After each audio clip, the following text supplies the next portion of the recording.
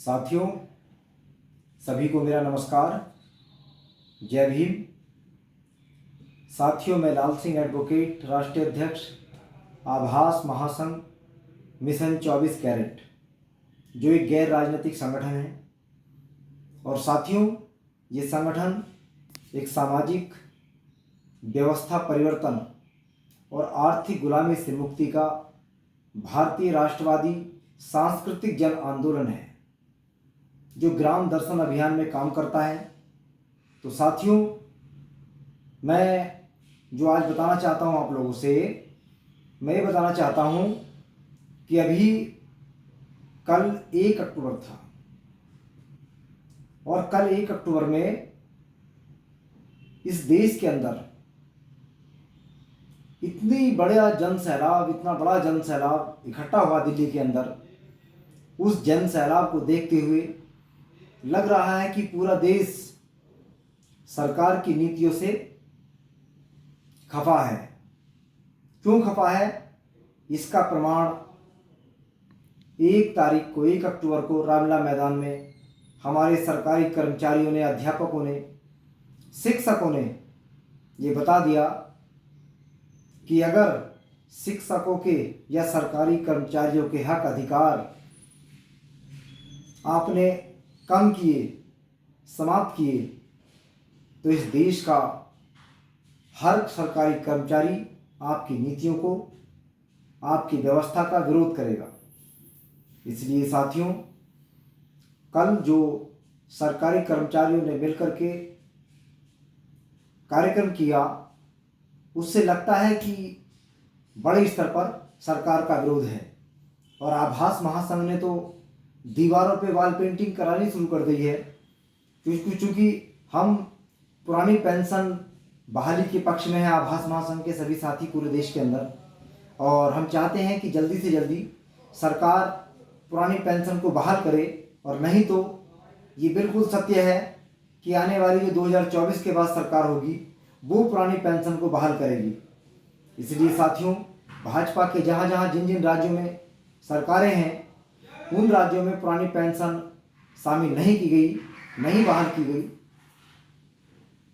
लेकिन जहाँ जहाँ पर कांग्रेस की सरकारें हैं, दूसरे पार्टियों की सरकारें हैं, वहाँ पर पुरानी पेंशन बहाल की गई हैं। साथ ही मैं उनको बधाई देता हूँ, उन पार्टी की सरकारों को, कि वो एक सरकारी कर्मचारी के भविष्य के हित में, उसके परिवार के हित में सोच रही हैं। क्योंकि साथियों, बीजेपी, भारतीय जनता पार्टी की सरकारें, वो तो वास्तव में सरकारी कर्मचारियों के विरोध में हैं। वो सामान्य लोगों का हित नहीं चाहते हैं। चंद कुछ उद्योगपतियों का वो भला करते हैं, कर रहे हैं, या फिर जो उनका चुनाव में सहयोग करते हैं उनका भला करते हैं। इसलिए साथियों, हमने तो एक नारा दिया है, पेंशन नहीं तो वोट नहीं। दीवारों पे लिखवा दिया गया, पेंशन नहीं तो वोट नहीं। इसलिए साथियों, इस बात को लेकर के सारे देश के लोगों को मैं आह्वान करना चाहता हूँ, आश्वस्त करना चाहता हूँ कि अगर देश के अंदर सरकारी नौकरियाँ चाहिए, पेंशन पुरानी बहाल कराना चाहते हो, इस देश के अंदर शिक्षा को मजबूत करना चाहते हो, इस देश के अंदर बेरोजगारी ख़त्म करना चाहते हो, इस देश के अंदर अगर महंगाई को कम करना चाहते हो, तो इस बार 2024 में हमें ऐसी जो दक्षिणापंथी सरकारें हैं, जिनका राष्ट्रवाद सिर्फ खुद और खुद की जाति या उसके लोग हैं, ऐसी राष्ट्रवादी सरकार को बदल देंगे। और बदलना होगा साथियों, तब जाकर के हमें इस देश के अंदर आम आदमी को आगे बढ़ने में आसानी होगी। और साथियों, तमाम तरह की महंगाई भी देख रहे हैं आप। एलपीजी सिलेंडर पर आए दिन कुछ ना कुछ चलता रहता है। तमाम मणिपुर में अभी भी हिंसा बुरी तरह से फैली हुई है। साथियों, मैं एक वीडियो देख रहा था, उसमें तमाम लोगों के, तमाम महिलाओं के तमाम अंग कटे पड़े हैं। किसी का हाथ, किसी का गर्दन, किसी का पैर, किसी का आधा धड़। तो साथियों, बहुत बुरा हाल है, मणिपुर में बहुत बुरा हाल है, और वहाँ की हिंसा अभी भी रुकने का नाम नहीं ले रही है।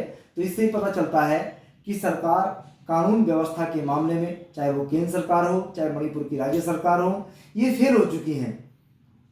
इसलिए मैं चाहता हूँ कि साथियों, इन सरकारों को बदला जाए, और सरकार बदलने के साथ साथ ऐसा माहौल स्थापित हो जो समता, समानता, बंधुत्व और न्याय पर आधारित समाज निर्मित हो। जो भाईचारा बने, भाईचारे के साथ लोग रहें। इसलिए साथियों, मैं सभी से अनुरोध करूँगा कि आप भी आने वाले समय को ध्यान में रखते हुए 2024 को, क्योंकि तमाम ऐसे षड्यंत्र मचाए जाएंगे बीजेपी आरएसएस के द्वारा, जो हिंदू मुस्लिम जातीय दंगे, तमाम भाई भाई में लड़ाने का तमाम षड्यंत्र किए जाएंगे। तो मेरे युवा साथियों और मेरे देश के, चाहे वो हिंदू हों, चाहे मुस्लिम हों, चाहे और तमाम दूसरे धर्मों के लोग हों, मैं सभी से हाथ जोड़ करके निवेदन करना चाहता हूं कि आप ऐसे लोगों के बहकावे में ना आए जो जाति और धर्म के नाम पर दंगे फैलाकर, जबरदस्ती षड्यंत्र करके, गुमराह करके लोगों को सत्ता हथियाना चाहते हैं। उनसे सतर्क रहें साथियों। मैं अपनी बात को विराम दे रहा हूं। नमस्कार, जय भीम।